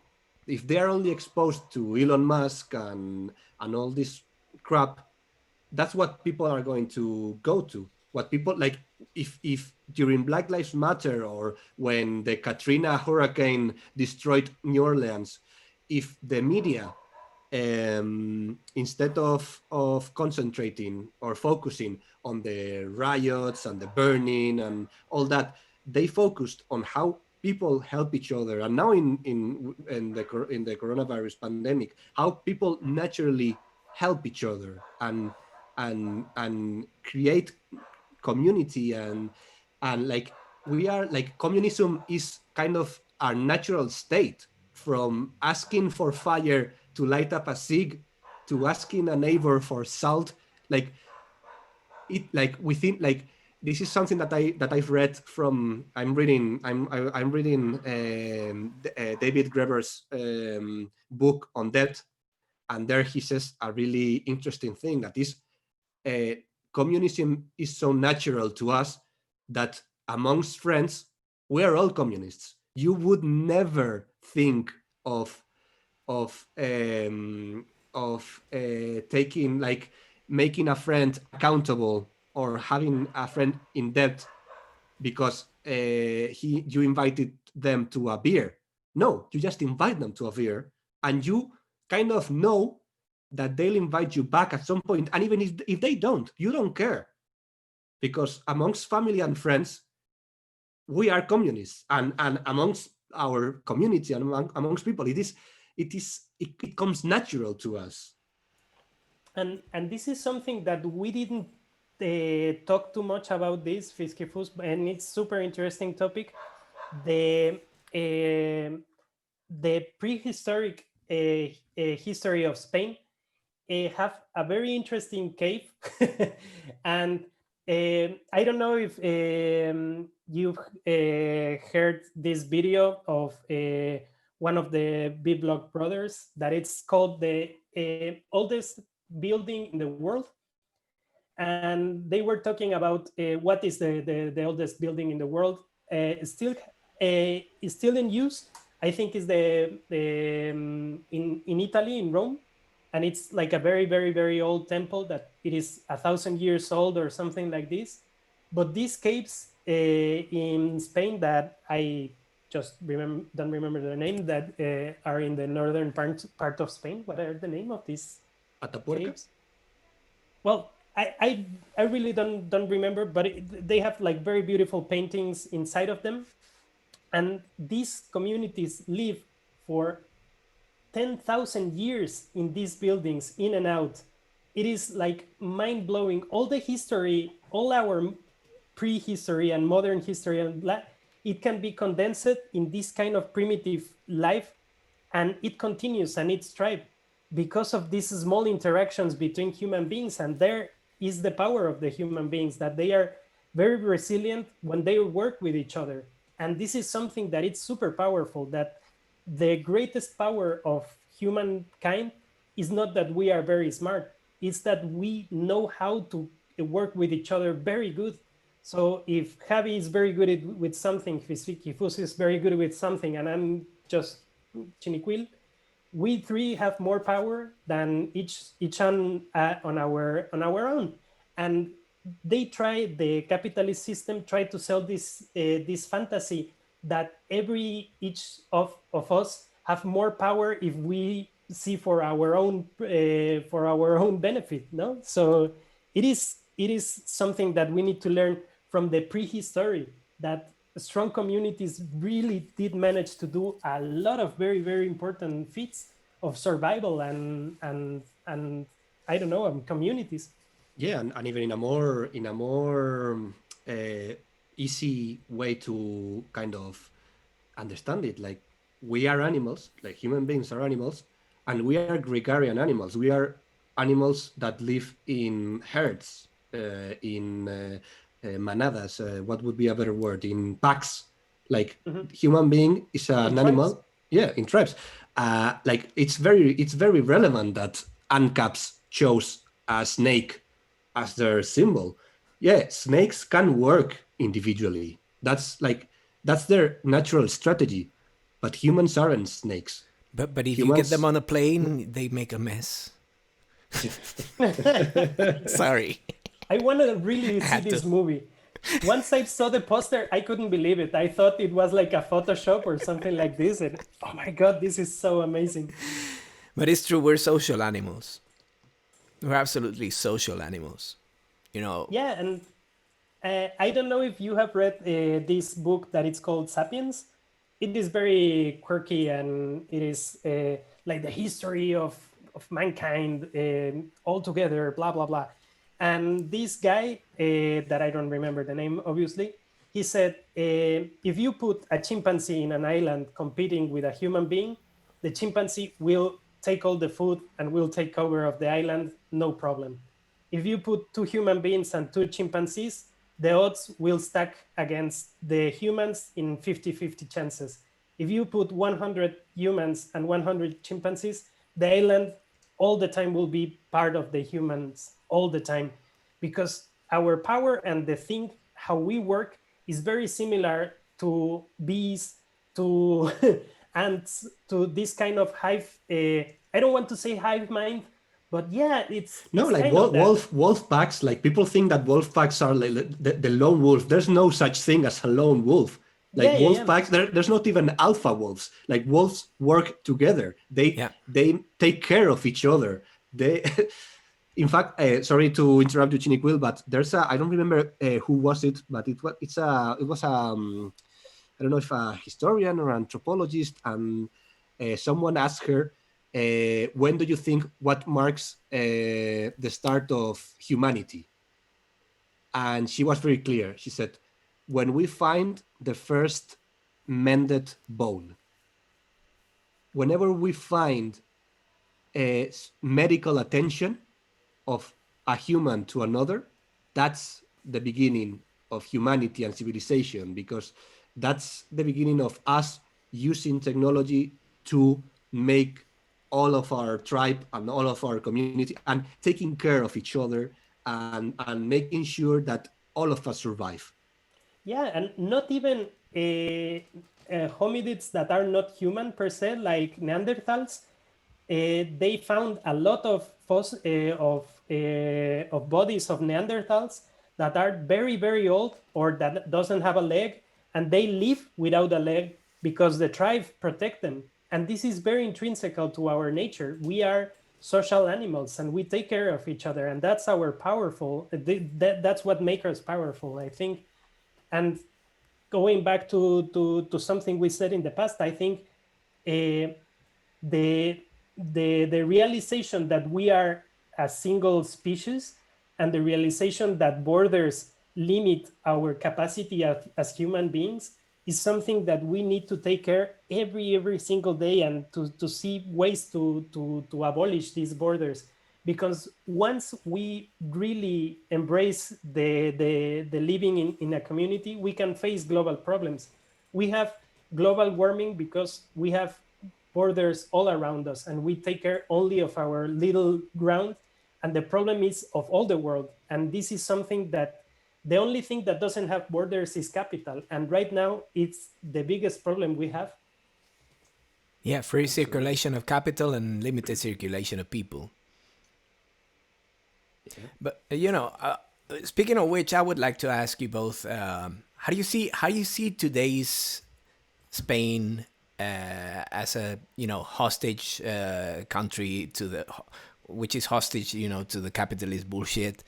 the potential for liberation and the potential for, something I would like to see is Spain as part of a great international community with the rest of Latin America and Spanish-speaking countries. But I would also like to see Spain with Portugal and all Spaniards learning Portuguese and all Portuguese learning Spanish, and therefore connected with also Brazil, and say fuck this European hegemony and make it like to the next step into an international of working class people, or whatever the new working class people is in the 21st century, where all the jobs are mechanized and whatnot. But what do you all think about all of this? I'm gonna throw this and run away. Well, I want to I would I want to be contrarian, because I think that's absolutely not absolutely the wrong approach. The wrong approach is fascism, obviously, and capitalism. Right on.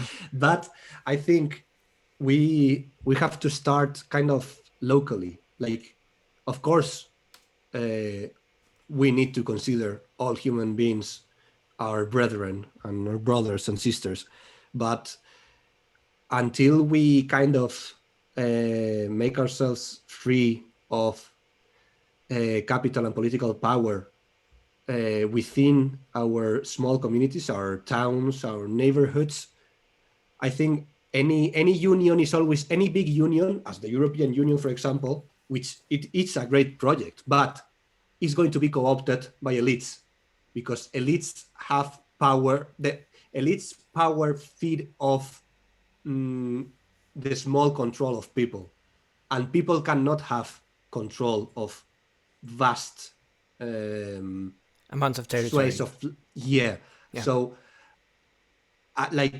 I think that like a kind of Iberian Union, or even a Mediterranean Union, or a South American Union with Spain is great, but I'm like it'll be co-opted by economic elites, because that's what they do. That's what they do best. That's what they actually like.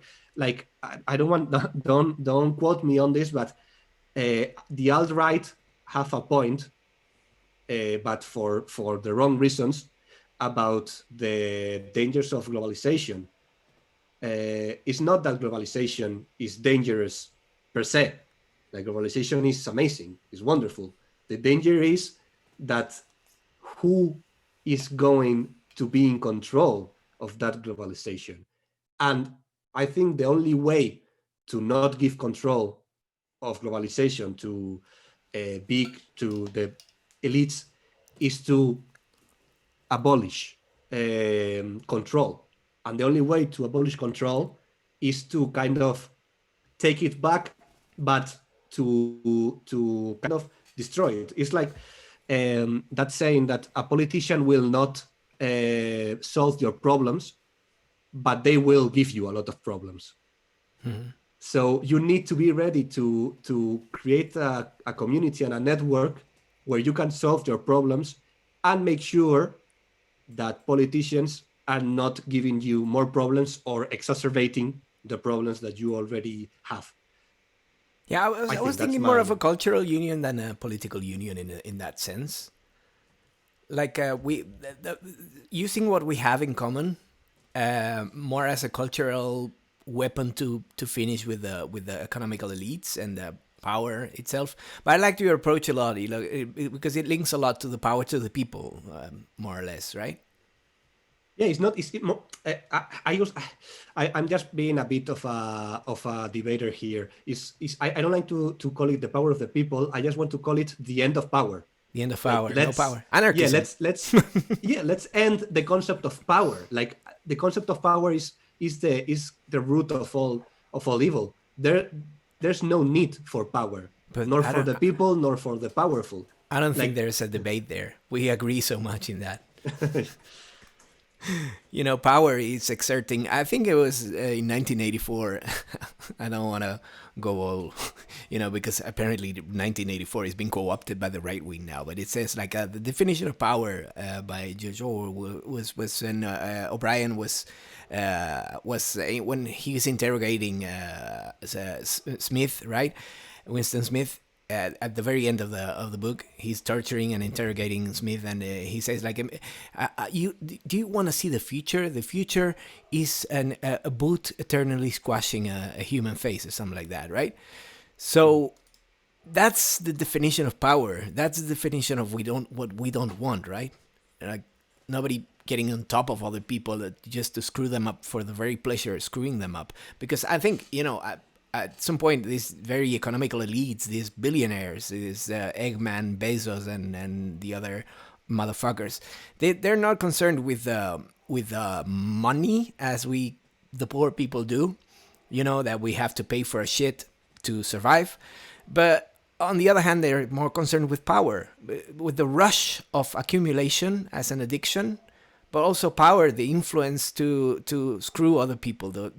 I'm screwing with you because I can. That principle, right? That's how we could more or less define power in more layman terms, right? Well, and also a very human thing that is being in control of things. Like humanity, humans are a very weak species. We are we don't have claws. We are not fast. We are a very weak species. So I think it's a very natural inclination to want to be in control of things, and I think power derives from that. Like whoever has power is in control of their own world, and that's why Bezos and Elon Musk want to go to Mars and live forever and all those things, because that would mean absolute control over their world. They don't have to, it is true that capitalism gives freedom if you have money. If you have money, capitalism is the greatest system you can live in. It is you are absolutely free to go anywhere and to do whatever. It is true. Capitalism gives freedom to people who have money. The thing is that at the expense of people who don't have that power, right? That's the thing. That's the thing. We cannot. It's not sustainable that only certain people can be free. And I understand in a way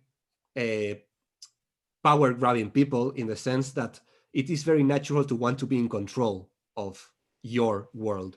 And I think we need to kind of bring back these ideas like anarchism, where power and control of our world is kind of a thing of all of us, not one single person.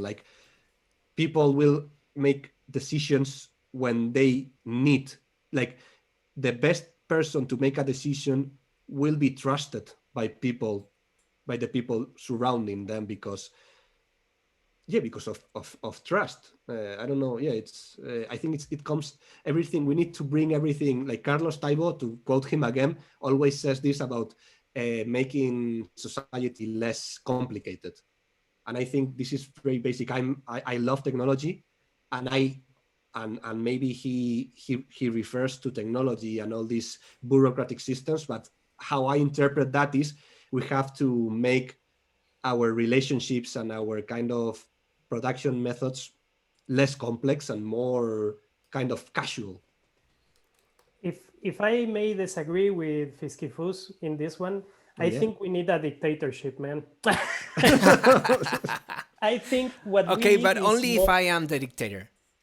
Yeah, and I think economic freedom is the thing that it's dragging us back. And the main problem we are trying to solve is that we can all sell each other as slaves. And I think when we have this power, we will be free. And that's my opinion. No, but what I was thinking about is, I think you have a lot of reason in thinking, and I think at the end of the day, I think like you. I think because the only power we can exert, because we don't have resources, is within our own communities, and this is super powerful, and this is something we need to strive. But I really like this idea that Javi have, and I think for me, one of the main thing and one of the main agendas we need to push is of the abolish of the borders. And I think every story we can tell to put us one step closer to abolishing borders is super interesting. And I think for example, language is a very interesting way to abolish border and a way to say we all at least speak the same language. We cannot have borders. And this is something like a good starting point to start demolishing the borders. And I think it is a useful metaphor for this. Per se, I don't think it can work in a global scale with a big revolution, or maybe yes, I don't know. Maybe the point is taking some part of you of having small changes within the communities and try to search for a bigger change, because I think the biggest change and the biggest problem we are facing is that we see each other as different in these regards. And maybe technology is the way that we can really break these barriers, or maybe not. It is something that technology can be used in any way, shape, or form. But really, the way of connecting us and the way we can collaborate, it is super powerful. And I think, yes, we can do something about our communities, but I think spreading the word and having these kind of conversations are super interesting, because once you have a lot of these conversations, then you want to move on, then you want to do things. And the more people we can reach with this message, the more we can strive these kind of changes. And I don't know how we can do it, but maybe we can try it this way. Absolutely, of course. Like as I said before, like we need to expose people to this, and there's a reason why in history, in Spanish history, we don't learn about the strong anarchistic history of Spain, because it's ideas that kind of the elites in charge of education, like the church when Franco, kind of don't like. And that's, yeah, you are absolutely right. We need to expose people to this kind of thinking. And yeah, I'm not let me be clear, I'm not at all against union and getting all countries united and abolish borders, but I think that still there's a more local thing that needs to be done always. I like that you like strong borders, and you like Franco. You think he did a very good job. Man, you're exceeding my expectations of this conversation. We need to unite small people that have a lot of things in common, because Franco did a very good job. What a troll! Good job, man. No, sorry. It wasn't my intention. His Hifus out of context is gonna be like my next big project, man. I have like very niche side projects. You know that I created a profile of an anarcho-capitalist that it's called the lone wolf, the long heterosexual wolf, and I comment in videos with this profile, and I want to create like a persona around this. I have very niche things with interest with this, and I'm creating also a TikTok account and a Fiverr account to interact with different accounts with this persona that I am creating. You can see, I'm gonna create an army of robots. You're an awesome agent, man. Yeah, I'm too deep, man. I don't know who to trust. I have like 50 personalities. I have two ideas of two things that we could do, the three of us together in Spanish, like dunking on chuds together live on stream. That's one of the things that we should do in Spanish. Like there's a lot of English channels of leftists dunking on chuds. But we so looking at ANCAP videos like Libertad y lo que surja and commenting on them. Yeah, just live, and the three of us just laughing our asses off and commenting on that shit. Funny, it is this. I think, well, this is something I want to avoid, but now that we are on it, Spain have like right wingers like in no other place, man. I've chat like with there's a one from Chile, but he got canceled and now he closed his channel. But I think Argentina and Spain have very good. The guys from Argentina are professionals and they know what they are doing. But right wingers in here are like mind blowing, man. It is every day I discover some new account of one of these guys, and it's marvelous, man. It They is have their like own version of reality. beyond comedy. I cannot Yeah. believe someone can have this kind of beliefs, but they do. And they and they call and this is something when you deep dive in these kind of things, they consider, for example, Tio Blanco Hetero a Yeah. left winger. He's like, oh, he's so left. Tio Blanco Hetero. Is he like the Tim Pool of Spain? Yeah, man. He's the Tim Pool of Spain. And asshole, and these there's a guys guy- didn't like latest globe. What a fucking low level and that's like. he's like Tim Pool, but dressed like a sock because he doesn't show his face. So he's quite something, man. Yeah, spandex with sunglasses and yeah.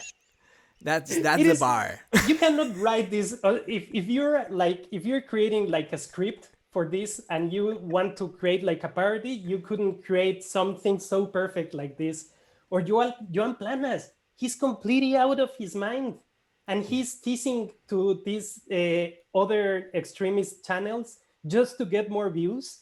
Yeah. And for example, he was having a debate with a very right-winger Argentinian girl, and he was calling her a feminist. I destroy a feminist. This girl is super right wing and she hates feminists. And this way he's like, oh no, it's What a it's fucking mind-blowing. grifter. Oh, what a piece of shit. That guy sucks. Fuck him. Yeah. And he's so fucked up that even the right wing hate them. Yeah. Top planets. Yeah. He is like, and thank you, Fiskifus. You did an amazing job as Joan Planas in one of my videos. Oh. So yeah, I mean, I think Riendis is asking for in the chat for the link to that profile. Do you have it over there? Oh yeah, I'm gonna I'm gonna share it. There you go. I don't know if you can you open it, Xavi, because I think so. No, but I think it Because- was about the trolling. Ah, luego libertario heterosexual 69. I'm subscribed now. and I use this to incite more hate in my videos. So I put, you don't understand anything about economy, and people like thumbs up. Yeah, you're so right. Yes, I know. Maybe that's why right wing channels have so many subscribers, because half of them is people trolling like you. Yeah, man, and it's so easy because it is like once you read some of these guys, it's so mind-blowingly bad that you want to be like them. It's like the Joker or something like this. It is like a magnetic personality. It's like, oh my god. I'm gonna put this in the notes so I can link it on the YouTube description I'm too. gonna feed you my newly creations little by little to do spoilers on my videos. But yeah. Oh my god, that's gonna be a lot my of next fun. video, it's called well, I'm not gonna make any spoiler, but my next video, it's also I have a participation of Fiskifus. It's a trailer of my channel. Awesome. Finally, I'm gonna make a trailer of my channel. So Awesome. Oh, when are you gonna start with los anarconsejos? yeah, I will finish this and another video, and then I will start with the Anarco Consejos. Awesome. The I thing heard is, the soundtrack is good. Yeah, man. Javi did an amazing song for the Anarconsejos. Yeah, he told me. And yeah, man. I'm gonna share it in the links when I have the preview, because I am working with a friend of mine who is an illustrator to create the animations and this kind of stuff. It is top notch. Javi, you're so talented. I'm so Thank fucking you. envy of you. Thank I you. so fucking envy you, man. We are family. You're an expert agent yourself, so you know that's what we were talking about before about the communities, right? We have different skills and we get together and then we're unstoppable.